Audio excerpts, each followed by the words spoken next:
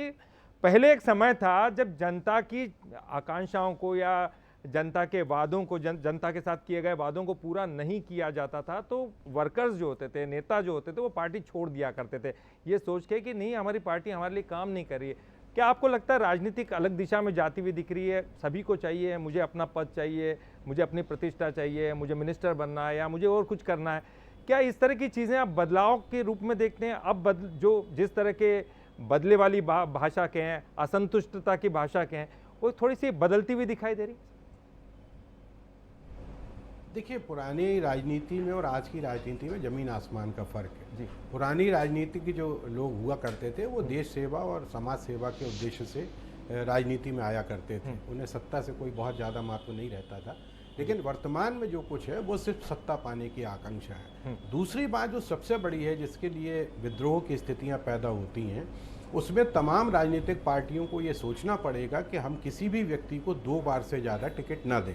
2 बार के बाद टिकट उसको संगठन के काम में लगाया जाए, क्योंकि आप देखिए कि 8-8, 10-10 बार से विधायक बने हुए हैं, मतलब 40-45 साल से एक ही व्यक्ति विधायक बना हुआ है।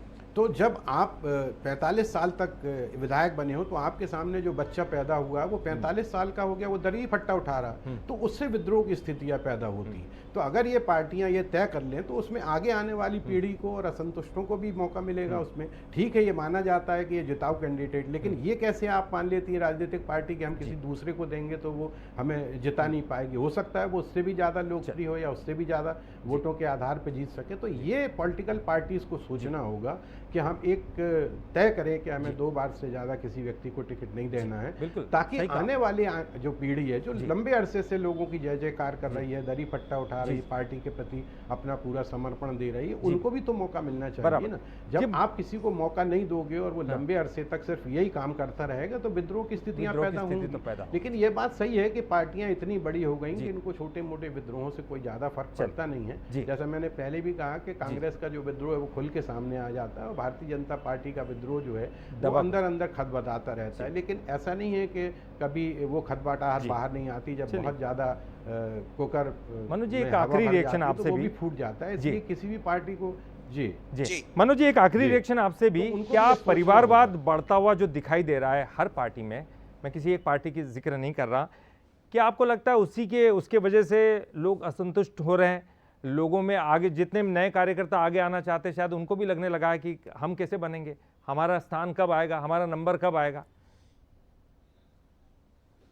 जी देखिए, असंतुष्ट होने की तो बहुत सारी वजह लोगों की हो सकती है। उसकी वजह ये भी हो सकती है कि जिस तरह नए लोग आते हैं और उनको अचानक मौका मिल जाता है, तो स्वाभाविक है कि जो बरसों बरस से काम कर रहा है तो उसके साथ तो एक तरह से धोखा ही हुआ, तो वो बगावत कर सकता है, उसका हक बनता है, वो अपनी बात रख सकता है। लेकिन बगावत करने के तरीके होते हैं, अब वो तरीके बदल गए। आदमी बहुत जल्दी, कुछ लोग जो बाहर से आते हैं वो इतना जल्दी चाहते कि मुझे सब मिल जाए और जो वर्षों से काम कर रहा है उसको छोड़ दिया जाए। तो ये सब स्थितियां बगावत की बनती, लेकिन दोनों दलों को सोचने की जरूरत पड़ेगी। हम याद करें अटल बिहारी वाजपेयी एक वोट के कारण अपनी सत्ता गंवा दिए थे, सिर्फ इसलिए कि उन्होंने उस तरह की बातें नहीं कही थी। तो वो एक दौर वो भी रहा है जिसका भट्ट साहब भी जिक्र कर रहे थे। अब वो नेता अलग रहा करते थे, वर्तमान के नेता स्वार्थ सिद्धि जैसे कहें, तत्काल बहुत कुछ पाना चाहते हैं, खोना कम चाहते हैं और पाना ज्यादा चाहते हैं। तो मुझे लगता है इस तरफ सोचने की जरूरत पड़ेगी, क्योंकि आज का युवा ये सब देखता है, ये सब समझ रहा है। तो आने वाले दिनों में एक राजनीति की तरफ भी विचार होना चाहिए कि आखिर कितने साल कौन कहाँ रहे।